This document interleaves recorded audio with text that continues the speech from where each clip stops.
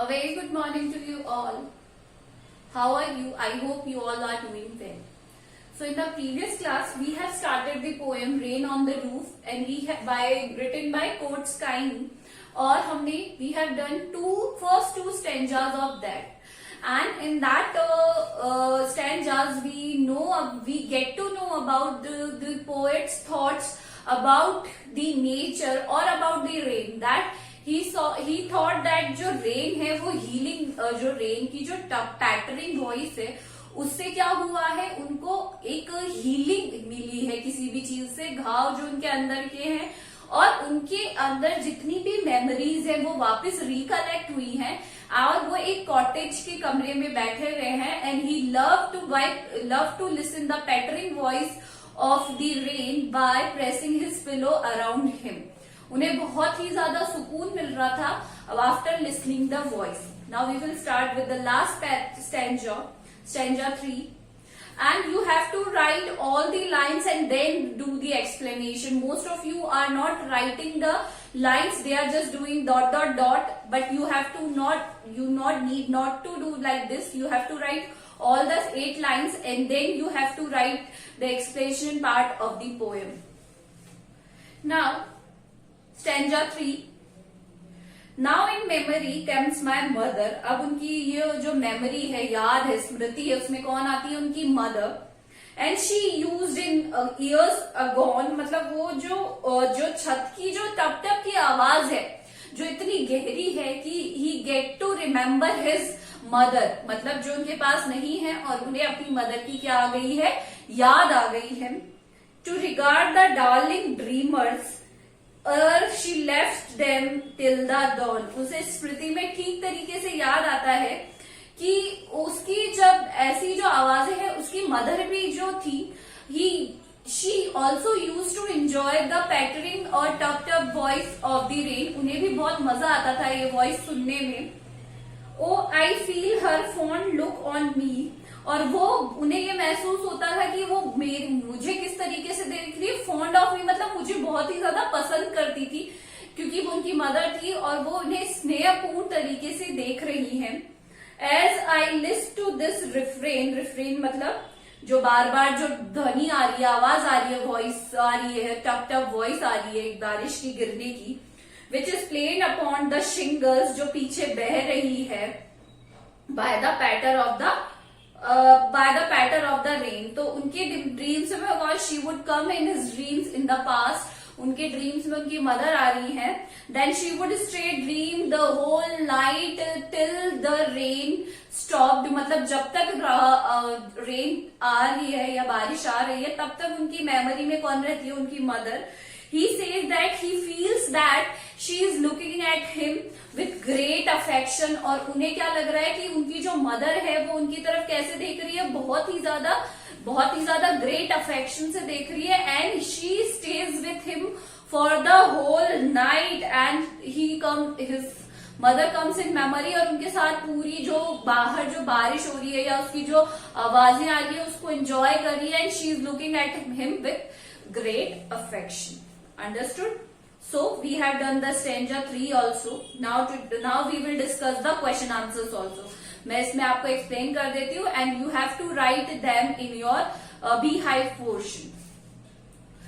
What do the following phrases mean to you? Discuss in class. This is the question of discuss and this question can be in your MCQs की यहाँ पे कुछ words दिए हुए हैं, उनका आपको मीनिंग बताना है कि उनका मीनिंग क्या है एक्चुअल में.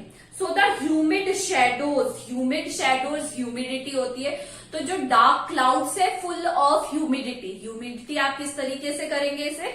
सबसे पहले यहाँ पे आप लिखेंगे ह्यूमिड शेडोज लिखेंगे. उसके बाद आप यहाँ करेंगे, उसके बाद यहाँ पे आपको मीनिंग लिखना है, तो मीनिंग कैसे लिखेंगे, dark black clouds of humidity, dark black clouds of humidity. इस तरीके से आप फर्स्ट वाला करेंगे. This is first. Now the second is starry spheres, starry spheres को कहेंगे group of stars in the sky, जो बहुत सारे स्टार्स हो रहे हैं स्काई में उन्हें कहा गया है।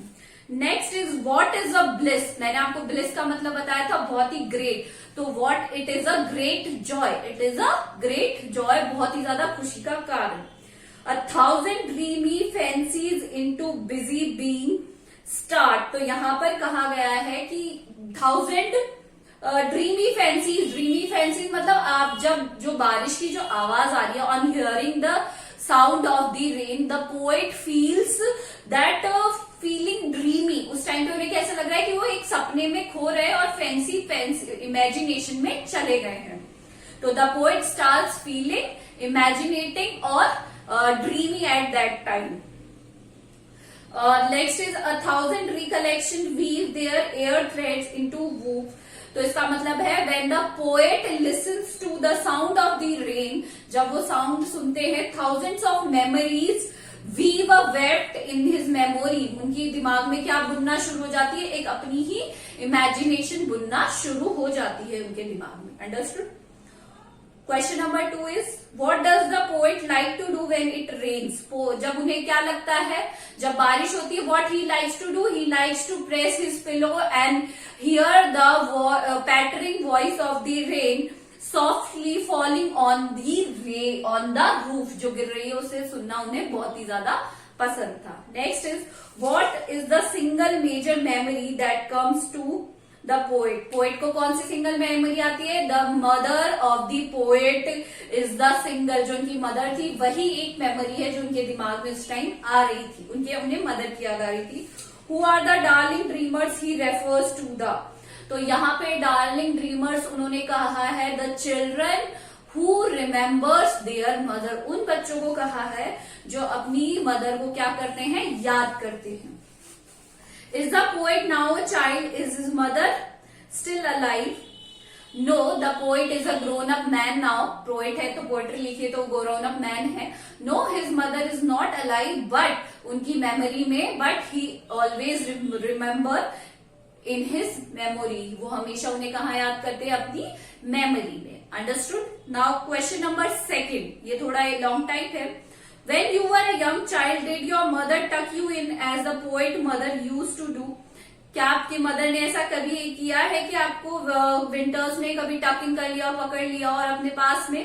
यस, सबकी मदर ऐसा करती है। So this is not the, अगर आप बीमार हैं या आप अच्छा फील नहीं, you are not feeling well, तो your mother use to tuck in her arms, right?